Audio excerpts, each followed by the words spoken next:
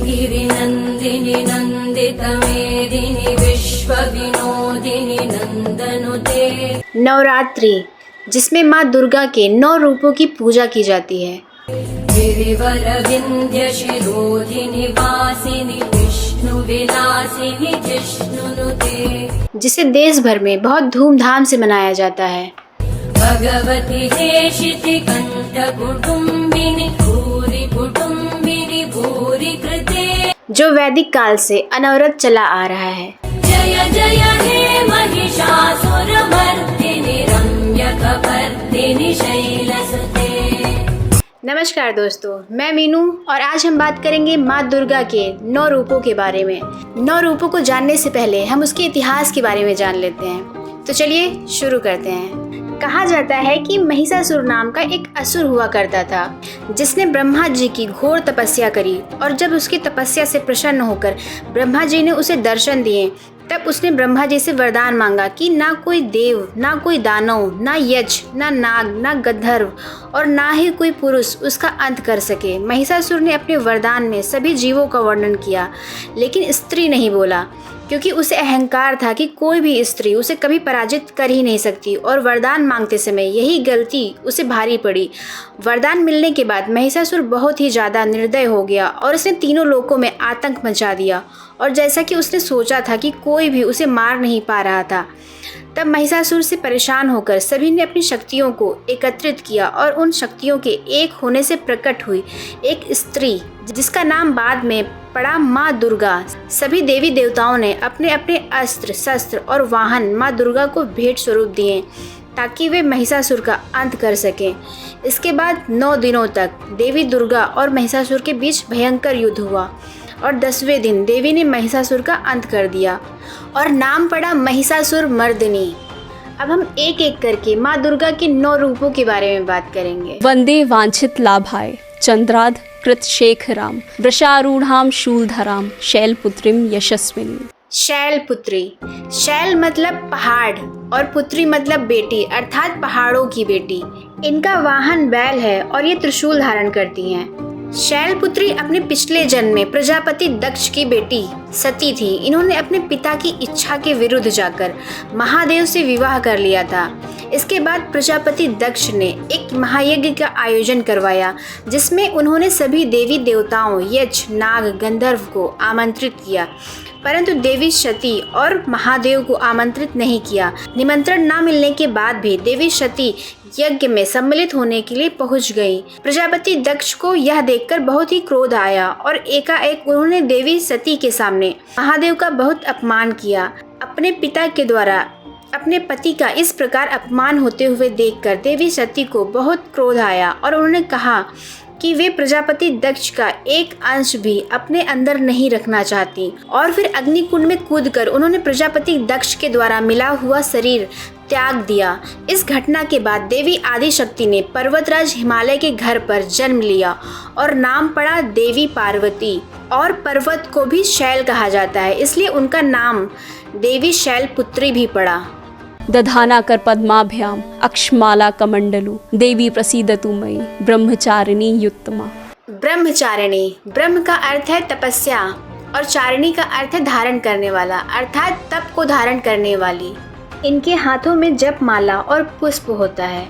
एक बार जब देवी पार्वती नारद मुनि से मिली तो उन्होंने देवी पार्वती को महादेव के बारे में बताया, जिसके बाद देवी पार्वती ने महादेव को पाने के लिए 3000 सालों तक कठोर तपस्या की। निराहार तपस्या करने के कारण देवी पार्वती का शरीर बहुत ही ज्यादा कमजोर हो गया था। सभी देवी पार्वती की ऐसी हालत देखकर बड़े ही चिंतित हो उठे। यह देखकर ब्रह्मा जी ने आकाशवाणी के द्वारा देवी को संबोधित किया कि आज तक उनके जैसी कठिन तपस्या किसी ने नहीं करी, इसका फल उन्हें अवश्य मिलेगा और अब वे अपने इस तपस्या को रोक दें। और देवी पार्वती ने इतने वर्षों तक ब्रह्मा के आचरण का पालन किया था, इसलिए देवी का नाम ब्रह्मचारिणी पड़ा। पिंडज प्रवरारूढ़ा चंडको पास्कैर्युता प्रसीदम तनुते मह्यम चंद्रघंटेति विश्रुता। चंद्रघंटा अर्थात जिसके माथे पर घंटे के आकार का आधा चांद है और जिनकी सवारी शेर है। देवी ने कठोर तपस्या करके महादेव को प्रसन्न किया और उनके सामने विवाह का प्रस्ताव रखा। इस प्रस्ताव को सुनकर महादेव ने कहा कि किसी राजकुमार से विवाह कर लीजिए देवी, क्योंकि एक तपस्वी के साथ रहना इतना आसान काम नहीं है। लेकिन देवी पार्वती नहीं मानी और उसके बाद महादेव ने उनके विवाह के प्रस्ताव को स्वीकार कर लिया। कुछ समय बाद महादेव के विवाह का समय आ गया। उन्हें देवी पार्वती के घर बारात लेकर जानी थी, इसलिए महादेव ने अपने पूरे शरीर पर भस्म लगाई और अपने हिसाब से पूर्णतः तैयार होकर देवताओं, यक्ष, नाग, गंधर्व के साथ साथ भूतों और प्रेतों को भी अपनी बारात में ले आए। जब बारात देवी पार्वती के द्वार पहुंची तो देवी पार्वती की माता ने महादेव की ऐसी हालत और उनकी भूतों और प्रेतों से भरी बारात देखकर बेहोश हो गईं। तब माता पार्वती के कहने पर स्वयं भगवान विष्णु ने महादेव को दोबारा तैयार किया। फिर महादेव का विवाह माता पार्वती के साथ हुआ। अपने विवाह के समय देवी जिस रूप में थी उस रूप को देवी चंद्रघंटा कहा जाता है और महादेव के उस रूप को भगवान चंद्रशेखर कहा जाता है। सुरा संपूर्ण कलशम रुधिरा प्लुतमेव च दधाना हस्तपद्माभ्याम कुष्मांडा शुभदास्तु में।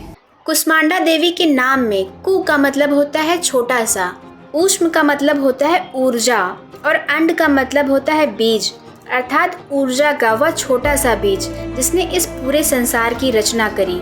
इन्होंने इस संसार में जीवन दिया और जीवन जीने की प्राण शक्ति भी। देवी कुष्मांडा को इस ब्रह्मांड की जननी कहा जाता है। सिंहासन गता नित्यम पद्माशित करद्वया शुभदासु सदा देवी स्कंद माता यशस्विनी। स्कंद माता, स्कंद अर्थात कार्तिकेय की माता। इनका वाहन तेंदुआ है।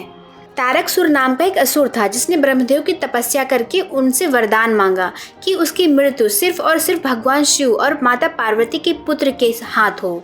उस समय तक कामदेव की पत्नी देवी रति ने माता पार्वती को श्राप दे दिया था कि वे अपने गर्भ से कभी किसी संतान को जन्म नहीं दे पाएंगी। यह बात तारकासुर को पता थी और वरदान मिलने के बाद खुद को अमर समझ के उसने तीनों लोकों में आतंक मचा दिया।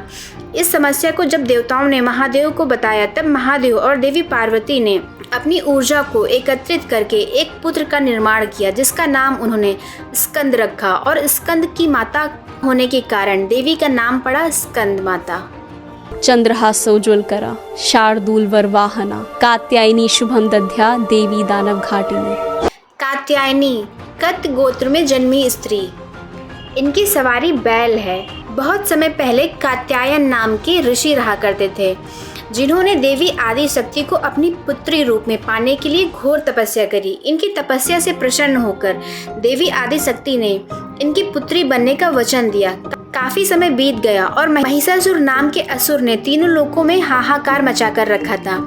इसके बाद देवी देवताओं ने अपनी शक्तियों को एकत्रित करके एक स्त्री का निर्माण किया और यही ऋषि कात्यायन की पुत्री कात्यायनी बनी। और फिर सभी ने अपने अस्त्र शस्त्र और वाहन देवी को उपहार स्वरूप दिए और फिर देवी ने महिषासुर से युद्ध करके उसका अंत कर दिया।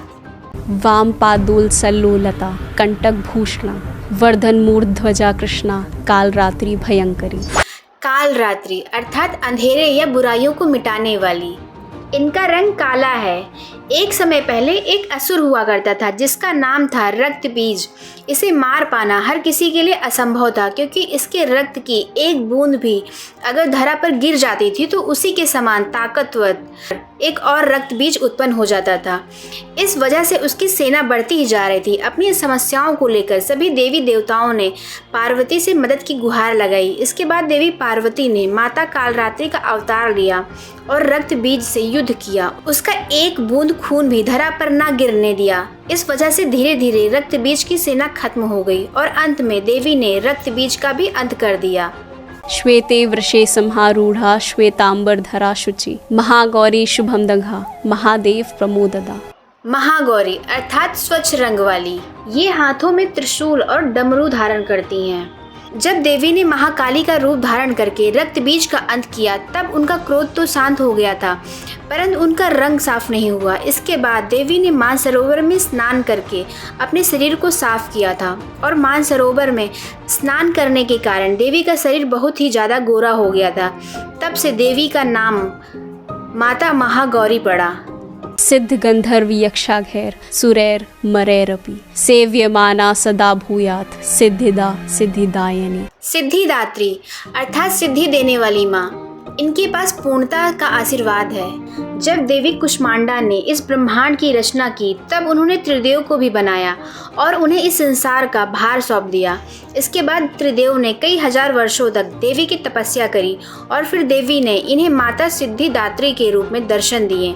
तो ये रही माँ दुर्गा के 9 रूपों के पीछे की कहानी, जिनके होने से ये ब्रह्मांड, ये दुनिया और हम सब हैं। ऐसी अपार शक्ति वाली माँ दुर्गा हम सबके जीवन में खुशियाँ प्रदान करें। जय माता दी।